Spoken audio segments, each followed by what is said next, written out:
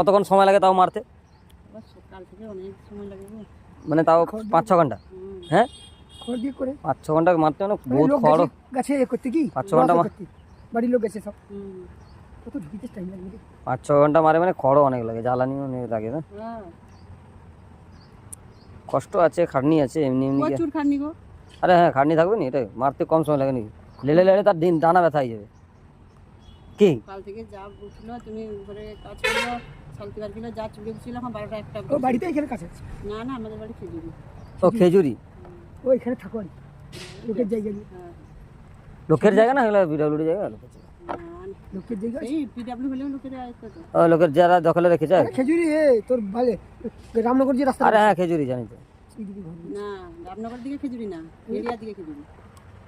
হেরিয়া মানে তোমার এই লাইনে মাদাখালি লাইনে হেরিয়া খেজুরি। আচ্ছা আচ্ছা, বুঝতে পারছি। মাদাখালি গেছে, সেদিকে নন্দগ্রাম হাইরোড চলেছে। হ্যাঁ হ্যাঁ, এবার বুঝতে পেরে গেছি। আচ্ছা আচ্ছা, সেদিকে এদিকে দীঘা, চার রাস্তার মাথা না আছে দেখো। হ্যাঁ, বুঝতে পারছি। মাদাখালি লাইনে বুঝে গেছি। হেরিয়া, হেরিয়া মানে তো মাদাখালি।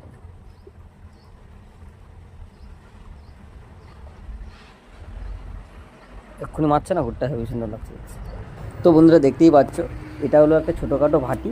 আর এখানে কি বলো তো, খেজুরের রসকে মানে ফুটিয়ে ফুটিয়ে খেজুর গুড় তৈরি করা হচ্ছে। আর এখান থেকে আমরা একটু খেজুর গুড় নিয়ে নিলাম।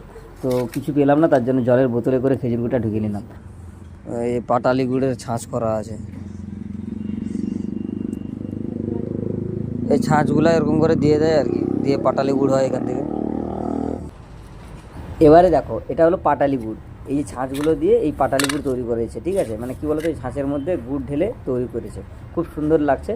আর এখনই আমি খাবো, কাকিমার দিল, খুব সুন্দর টেস্ট, দারুণ টেস্ট। মানে তোমরা যদি খেতে বুঝতে পারতো কত সুন্দর টেস্ট, মানে অরিজিনাল খাঁটি পুরো একবার খেজুরের গুড়।